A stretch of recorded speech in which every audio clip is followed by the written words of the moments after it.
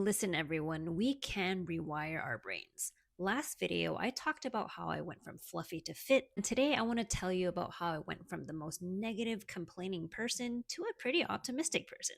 I was the type of person who fixated on the negative, focused on what could go wrong, and jumped to the worst possible and unlikely conclusions. I was also extremely judgmental. Basically, I was a real delight. When two close family members told me that I was literally sucking the life out of them, I knew I had to make a change. So here's what I did. Every time I began a complaint, I'd stop mid sentence and steer the thought towards something positive. For example, if I was about to complain about how snowy it is in my city, I'd stop myself and say, I like how it's sunny most days here. I kept doing this on repeat. And after a couple months, my complaining thoughts became so watered down that when a complaint actually did escape my mouth, it felt so foreign. And that's when I realized I had literally shifted into an optimistic person. I used to scoff at optimistic people because I deemed them unrealistic. This actually lines up with what we know about neuroplasticity. Our brains are constantly adapting to repeated patterns of attention, thoughts, and behavior.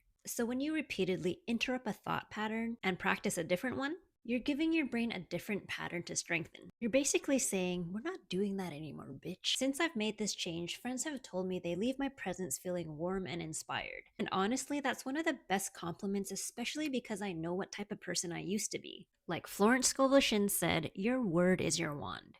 And you can create your reality and identity. So remember, you don't have to stay loyal to an old version of yourself, especially if that version kind of sucks. If this negative Nancy can become a high vibes princess, there's hope for all of us.